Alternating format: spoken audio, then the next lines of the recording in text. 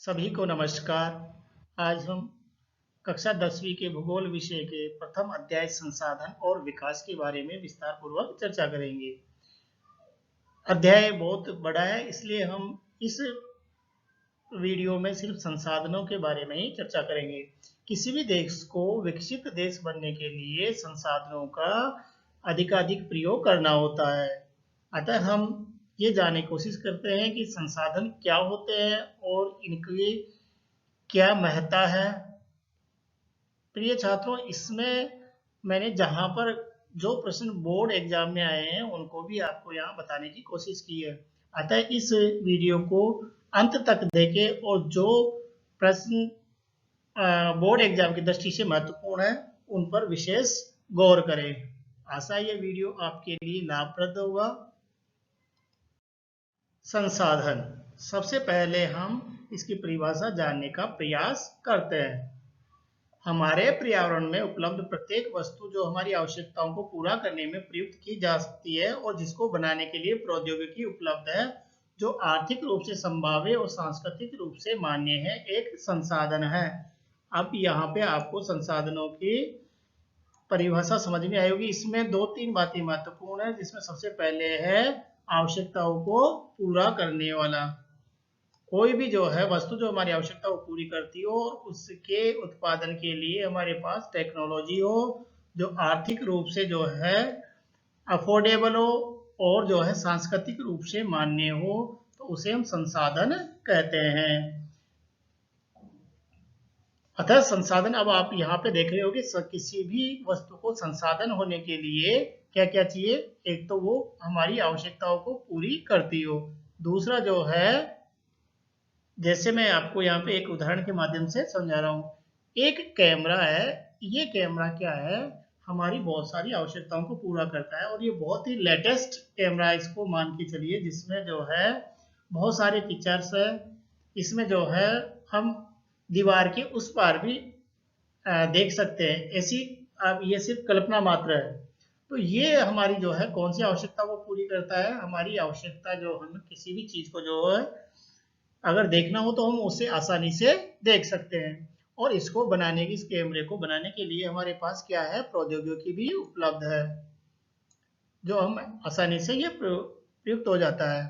इसके अलावा जो है ये आर्थिक रूप से भी इसकी कीमत जो है बहुत कम है, इसलिए ये आर्थिक रूप से भी संभव है। अब मैं आपको जो विशेष चर्चा करने जा रहा हूँ वो ये है कि सांस्कृतिक रूप से मान्य है कि नहीं। देखिए, अगर हम सुरक्षा की दृष्टि से देखते हैं तो ये जो है हमारे लिए बहुत लाभदायक सिद्ध होगा, लेकिन यदि हम इसका दूसरे अर्थ में प्रयोग करते हैं या इसका दुरुपयोग करते हैं तो हम जो है वॉल के साथ साथ किसी की जो है प्राइवेसी को भी जो है भंग कर सकते हैं। इसलिए हमारा जो सांस्कृतिक रूप से जो है हम इसकी इजाजत नहीं देंगे, और यदि हमारी सांस्कृतिक रूप से इसे इजाजत नहीं मिलेगी तो हम इसे संसाधन नहीं कह सकते, चाहे ये तीनों चीजें पूरी हो।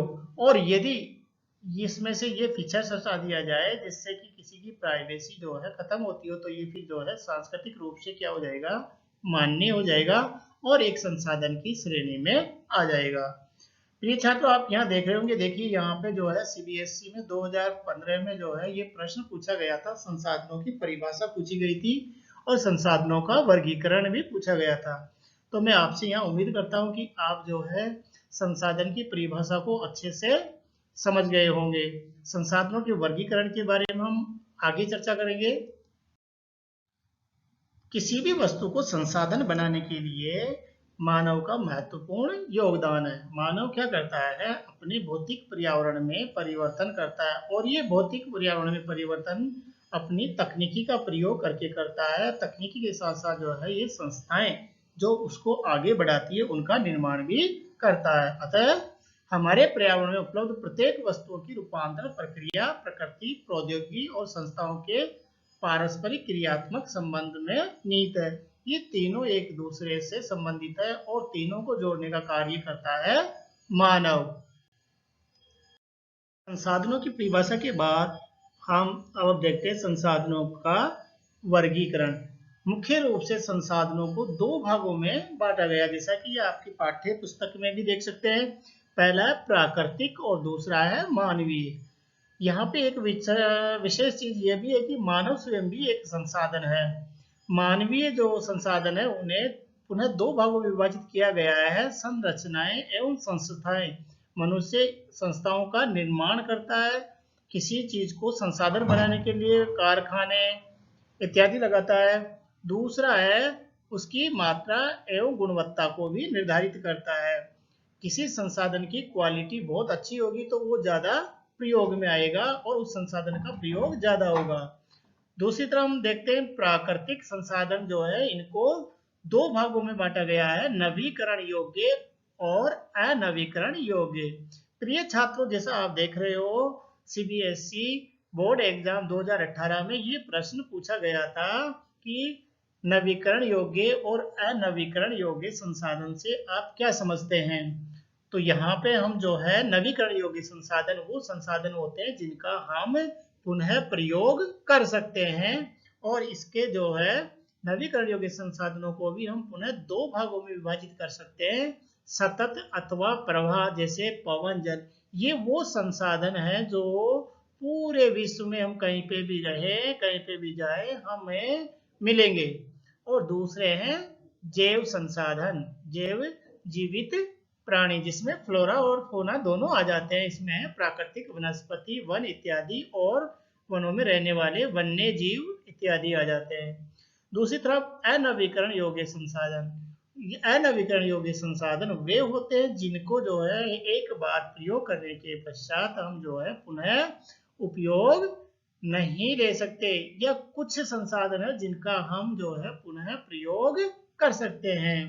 इसके आधार पर इन्हें जो है हम दो भागों में विभाजित करें, पुनः चक्रीय। पुनः चक्रीय जैसे धातु, धातु मतलब जैसे आयरन है, आयरन के हम बहुत सारे जो है चीजें बनाते हैं, और जब आयरन खराब हो जाता था उसको पुनः जो है कारखानों में बेचकर उसका नवीन रूप में हमारे सामने आ जाता है। और दूसरा है अचक्रीय, अचक्रीय जैसे जीवाश्म ईंधन इत्यादि, इनका एक बार प्रयोग करने के पश्चात ये हमारे काम में नहीं आ सकते, इनका हम बाद में यूटिलाइज नहीं कर सकते। छात्रों, आपको अब समझ में आ गया होगा। संसाधनों को वर्गीकृत करने के और भी जो है बहुत जो है टाइप्स है या प्रकार है जिनके आधार पर हम संसाधनों को वर्गीकृत कर सकते हैं। जैसे उत्पत्ति के आधार पर, उत्पत्ति के आधार पर जो संसाधन है उनको जैव और अजैव संसाधनों के रूप में वर्गीकृत कर सकते हैं। जैव संसाधन कौन से होंगे? जिनमें जीवन होता है, जिनमें जीवन व्याप्त होता है, जैसे मनुष्य, वनस्पति इत्यादि इसमें आएंगे। और अजैव कौन से होते हैं? जो निर्जीव वस्तुएं होती है वो अजैव संसाधनों में आती है, जैसे चट्टाने और धातुएं इत्यादि। अब आता है समाप्यता के आधार पर संसाधनों को नवीकरण योग्य और अनवीकरण योग्य संसाधनों के रूप में वर्गीकृत किया गया है। नवीकरण योग्य संसाधन वे संसाधन होते हैं जिन्हें भौतिक, रासायनिक या यांत्रिक प्रक्रियाओं द्वारा नवीकृत या पुनः उत्पन्न किया जा सकता है। और अनवीकरण योग्य संसाधन वो संसाधन होते हैं जिनको जो है एक लंबे भू वैज्ञानिक अंतराल के द्वारा हम प्राप्त करते हैं, और जिसका जो है हम एक बार प्रयोग करने के बाद पुनः प्रयोग नहीं कर सकते, या कुछ ही संसाधन है जिनका हम पुनः प्रयोग कर सकते हैं। आगे है स्वामित्व के आधार पर जो है संसाधन व्यक्तिगत, सामुदायिक और राष्ट्रीय और अंतर्राष्ट्रीय रूप में जो है वर्गीकृत किए गए हैं। व्यक्तिगत संसाधन वो संसाधन जो व्यक्ति विशेष के पास होते हैं वो व्यक्तिगत संसाधन होते हैं। सामुदायिक संसाधन वो संसाधन होते हैं जिन्हें समुदाय के सभी लोग प्रयोग करते हैं, जैसे धर्मशाला, पार्क, स्कूल इत्यादि। और राष्ट्रीय संसाधन किसी भी देश की सीमा में जितने भी संसाधन उपलब्ध होते हैं वो तकनीकी रूप से राष्ट्रीय संसाधन कहलाते हैं। हमारे व्यक्तिगत सामुदायिक जो संसाधन है किसी राष्ट्र की, वो भी जो है राष्ट्रीय संसाधन की श्रेणी में आएंगे। इसके अलावा जैसे है समुद्री जो है सीमा, उसमें भी जो है राष्ट्रीय संसाधन जो है 12 समुद्री मील या 22.2 किलोमीटर तक जो महासागरीय एरिया है वहां तक जो है राष्ट्रीय संसाधन होते हैं। अंतर्राष्ट्रीय संसाधन, अंतर्राष्ट्रीय संसाधन वो संसाधन होते हैं जिन पर पूरे अंतर्राष्ट्रीय समुदाय का स्वामित्व होता है। ये समुद्री सीमा में जो है 200 समुद्री मील की दूरी पर जो है वो संसाधन अंतर्राष्ट्रीय सीमा, अंतर्राष्ट्रीय संसाधन की श्रेणी में आ जाते हैं और इनका प्रयोग जो है अंतर्राष्ट्रीय नियमों के अनुसार ही किया जा सकता है। अगला देखते हैं हम विकास के स्तर के आधार पर। विकास के स्तर के आधार पर संसाधन जो है संभावी, विकसित, भंडार और संचित कोष, इसके बारे में हम आगे विस्तार से चर्चा करेंगे। अब यहाँ पे प्रिय छात्रों आप देख रहे होंगे यहाँ पे सीबीएसई 2015 में जो है संसाधनों की परिभाषा के साथ इनका वर्गीकरण भी पूछा गया था, तो ये संसाधनों का वर्गीकरण आप यहाँ दे सकते हैं। और सीबीएसई बोर्ड एग्जाम 2018 में जो है समाप्यता के आधार पर संसाधनों का वर्गीकरण पूछा गया था, तो आप इसको अच्छे से देख लीजिए, हो सकता है आगे भी जो है इस पर प्रश्न पूछ लिया जाए। विकास के स्तर के आधार पर हम संसाधनों के बारे में विस्तार पूर्वक चर्चा करते हैं। विकास के स्तर के आधार पर संसाधनों को हम संभावी संसाधन, विकसित संसाधन, भंडार और संचित कोष में विभाजित कर सकते हैं। और ये जो है ये वर्गीकरण संसाधनों के जो है हमारी टेक्नोलॉजी और उसके उपयोग और उपभोग से संबंधित है। पहला, संभावी संसाधन कौन से होते हैं? वे संसाधन जो किसी प्रदेश में विद्यमान होते हैं परंतु इनका उपयोग नहीं किया गया है, और उपयोग नहीं करने का कारण कई हो सकता है क्योंकि हमें अभी इसकी आवश्यकता नहीं है, लेकिन ये विद्यमान जरूर है। उदाहरण के तौर पर जैसे भारत के राजस्थान और गुजरात में पवन और सौर ऊर्जा संसाधनों की अपार संभावना है, परंतु अभी हम लोगों ने इसका प्रयोग नहीं किया या बहुत कम मात्रा में हम इसका प्रयोग कर रहे हैं। विकसित संसाधन, विकसित संसाधन जो है संभावित संसाधनों को जब हम सर्वेक्षण कर लिया जाता है और उनकी जो है गुणवत्ता और मात्रा निर्धारित कर ली जाती है, तो वो संसाधन जो है संभावित संसाधन किस में आ जाते हैं? विकसित संसाधन की श्रेणी में आ जाते हैं। परंतु इन संसाधनों का प्रयोग करने के लिए भी हमें क्या चाहिए? प्रौद्योगिकी और जो है उसकी संभाव्यता यानी संभावना की कितनी मात्रा में हम जो है ले सकते हैं। तो ये दो चीजें महत्वपूर्ण है किसी भी संसाधन को विकसित संसाधन की श्रेणी में लाने के लिए। इसमें संभावित संसाधन और इसमें एक ही अंतर है कि संभावित संसाधन में हमने प्रयास ही नहीं किया संसाधन को यूज करने का, लेकिन हम यहाँ पर विकसित संसाधन में जो है हमें उसकी थोड़ी थोड़ी आवश्यकता महसूस हो रही है और इसके कारण हम जो है इसका सर्वे करवा रहे हैं। नेक्स्ट संसाधन होते हैं वो है भंडार। भंडार क्या होता है? जैसे भंडार से मतलब वो हमारे पास है, बहुत अधिक मात्रा में है, पर उसके लिए क्या है? पर्यावरण में उपलब्ध वे पदार्थ जो पर्यावरण में उपलब्ध वे पदार्थ जो मानव की आवश्यकताओं की पूर्ति कर सकते हैं, परंतु प्रौद्योगिकी के अभाव में उसकी पहुंच से बाहर है। मतलब इसके लिए हमारे पास अभी टेक्नोलॉजी नहीं है। और इसमें जो है आपकी बुक में भी ये उदाहरण दिया गया है, जल का उदाहरण है जो किससे बना? दो गैसों से मिलकर बना है, लेकिन अभी हमारे पास ये टेक्नोलॉजी नहीं है जिससे गैसों से हम जो है पानी बना सके। नहीं तो हम सिंचाई के लिए और हमें जहां भी जरूरत हो उसमें यहाँ प्रयोग कर सकते हैं, लेकिन भविष्य में यदि हमने टेक्नोलॉजी डेवलप कर ली तो हम इसका प्रयोग कर सकते हैं। नेक्स्ट संसाधन है संचित कोष। संचित कोष कौन से होते हैं? संचित कोष जो है भंडार का ही पार्ट है। इसमें बस जो है जिन्हें उपलब्ध तकनीकी ज्ञान की सहायता से प्रयोग में लाया जा सकता है, परंतु इनका उपभोग अभी आरंभ नहीं हुआ है। मतलब भंडार में तो क्या है, अभी हमारे पास टेक्नोलॉजी है ही नहीं, पर इसमें हमें ये संभावना है कि हमारे पास जो है हम तकनीकी जो है बहुत जल्द जो है डेवलप कर लेंगे, और जैसे तकनीकी जो है हमारे डेवलप करेंगे उसका हम जो है प्रयोग करना शुरू कर देंगे। आपको जो है ये संसाधनों का वर्गीकरण समझ में आया होगा। संसाधनों के अंधाधुंध प्रयोग से समस्याएं। ये छात्रों, आप देख रहे होंगे कि संसाधन किसी भी देश को विकसित देश बनाने के लिए अति आवश्यक है, परंतु इसके कारण बहुत सारी समस्याएं भी हमारे सामने उपस्थित हुई है। जैसे कुछ व्यक्तियों के लालच से संसाधनों का ह्रास हो रहा है। आगे की पीढ़ी के लिए संसाधन बचे रहना बहुत मुश्किल हो रहे हैं। और दूसरा जो है, इसके कारण जो है समाज जो है दो हिस्सों में बट गया है। एक संपन्न जिन्हें हम अमीर कहते हैं, और एक जो है संसाधनहीन जिन्हें हम गरीब कहते हैं। और इसके अलावा भी बहुत सारी समस्याएं हमारे सामने संसाधनों के अंधाधुंध प्रयोग के कारण। पहला, भूमंडलीय तापन।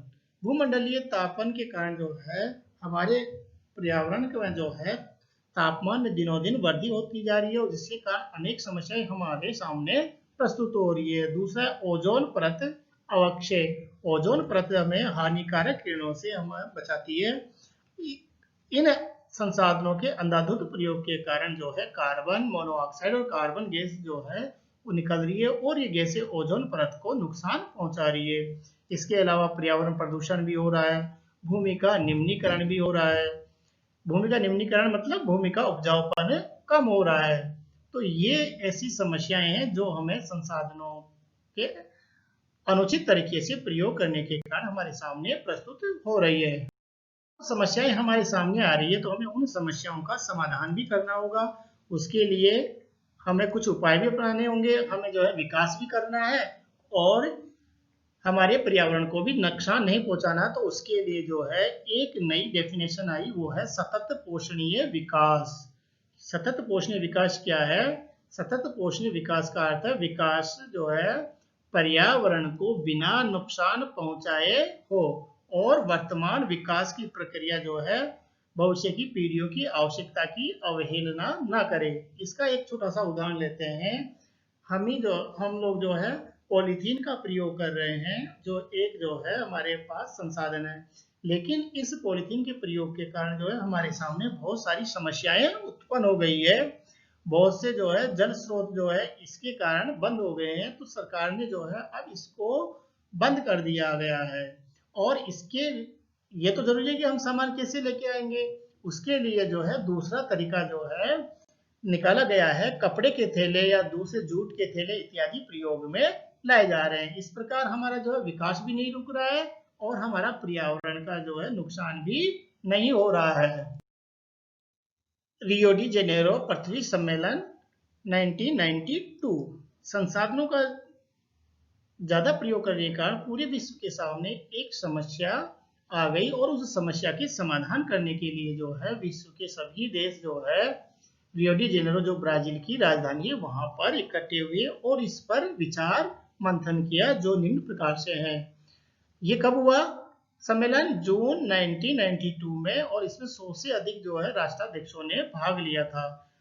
प्रिय विद्यार्थियों, यहाँ पे जो इम्पोर्टेंट चीज है आपके मल्टीपल चॉइस की दृष्टि से, यह है प्रथम अंतर्राष्ट्रीय पृथ्वी सम्मेलन। प्रथम अंतर्राष्ट्रीय पृथ्वी सम्मेलन 5 जून 1992 को रियो डी जेनेरो ब्राजील में आयोजित किया गया था, और कई बार जो है बोर्ड में ये प्रश्न पूछ लिया जाता है, अतः इसको विशेष रूप से आप याद रखिए। सम्मेलन का आयोजन विश्व स्तर पर उभरते पर्यावरण संरक्षण और सामाजिक आर्थिक विकास जैसी समस्याओं का हल ढूंढने के लिए किया गया था। इस सम्मेलन में एकत्रित नेताओं ने भूमंडलीय जलवायु परिवर्तन और जैविक विविधता पर एक घोषणा पत्र पर हस्ताक्षर किया। ये घोषणा पत्र भी महत्वपूर्ण है। रियो सम्मेलन में भूमंडलीय वन सिद्धांतों पर सहमति जताई गई, और 21वीं शताब्दी में सतत पोषणीय विकास के लिए एजेंडा 21 को जो है स्वीकार किया गया। एजेंडा 21 क्या है? ये कब स्वीकार किया गया? जो 1992 में रियो डी जेनेरो में पृथ्वी सम्मेलन आयोजित किया गया था, वहां पे जो है इस एजेंडा 21 को स्वीकार किया गया, और इसका मुख्य उद्देश्य क्या है? भूमंडलीय सतत पोषणीय विकास को आगे बढ़ाना।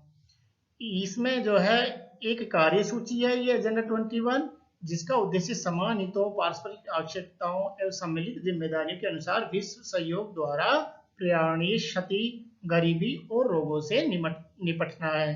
तो ये वो चीजें हैं जिनसे जो है हमें निपटने के लिए, जो वर्ल्ड स्तर पर निपटने के लिए एजेंडा 21 का उपयोग किया गया। एजेंडा 21 का मुख्य उद्देश्य ये कि प्रत्येक स्थानीय निकाय अपना स्थानीय एजेंडा 21 संसाधन नियोजन प्रक्रिया। सबसे पहले हम देखते हैं संसाधन है क्या। देखिए, जैसा कि आप प्रिय छात्रों यहाँ देख सकते हो, ये प्रश्न जो है सीबीएसई 2013 में पूछ चुकी है।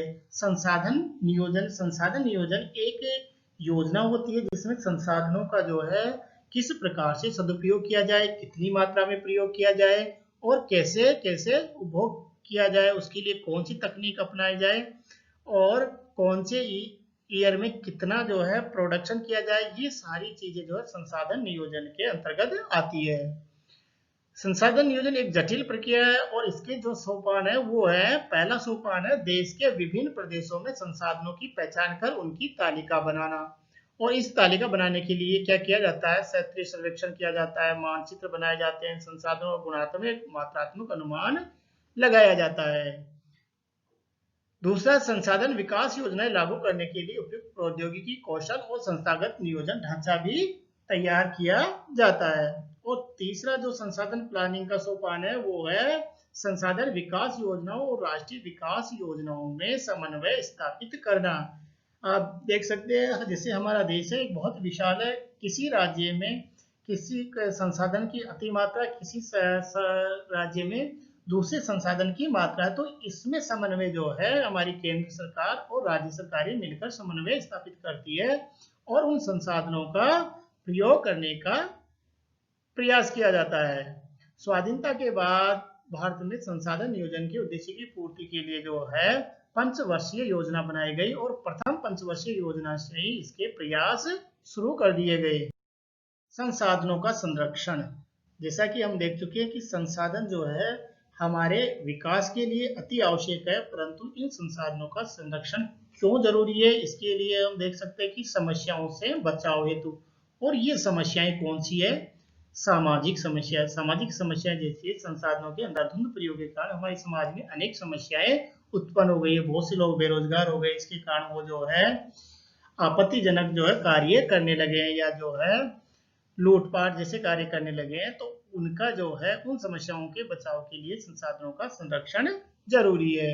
दूसरा है आर्थिक आधार पर भी जो है संसाधनों का संरक्षण आवश्यक है। इससे क्या होगा, सभी लोगों को जो है आर्थिक सहायता मिल सके। और तीसरा है पर्यावरणीय समस्याओं से बचाव हेतु भी संसाधनों का प्रयोग और संरक्षण आवश्यक है। अंतरराष्ट्रीय स्तर पर संसाधन संरक्षण, इसके लिए जो है पहला जो है प्रयास कब किया गया, इसमें जो है अंतरराष्ट्रीय स्तर पर व्यवस्थित तरीके से संसाधन संरक्षण की बात जो है 1968 में क्लब ऑफ रोम ने की थी। तत्पश्चात 1974 में सुमेकर ने अपनी एक पुस्तक लिखी जिसका पुस्तक का नाम है स्मॉल इज ब्यूटीफुल। इस बुक का नाम याद रखिए, कई बार हो सकता है आपके मल्टीपल चॉइस क्वेश्चन में पूछ लिया जाए, स्मॉल इज ब्यूटीफुल। और इसमें उन्होंने गांधी दर्शन को जो है एक बार पुनः पुनरावृत्ति की है। गांधी दर्शन क्या है, गांधी जी का मानना था कि हमारे समाज में संसाधन इतनी अधिक मात्रा में है कि यदि प्रत्येक व्यक्ति जो है उचित आवश्यकता पूरी की जाए तो उस प्रत्येक व्यक्ति की आवश्यकता को पूरा किया जा सकता है, परंतु व्यक्तियों के लालच को पूरा नहीं किया जा सकता है। और 1987 में ब्रंटलैंड आयोग ने एक रिपोर्ट जो है इन संसाधनों के संरक्षण पर प्रस्तुत की और इस रिपोर्ट को नाम दिया गया हमारा साझा भविष्य। और रियो डी जेनेरो ब्राजील सम्मेलन, इसके बारे में तो हम चर्चा कर ही चुके हैं। रियो डी जेनेरो ब्राजील सम्मेलन 1992 में जो 5 जून को आयोजित किया गया था और इसी के उपलक्ष्य में प्रति वर्ष जो है 5 जून को विश्व पर्यावरण दिवस के रूप में हम मनाते हैं। सभी को बहुत बहुत धन्यवाद। अगले वीडियो में हम मृदा संसाधन के बारे में और भूमि संसाधन के बारे में विस्तार पूर्वक चर्चा करेंगे।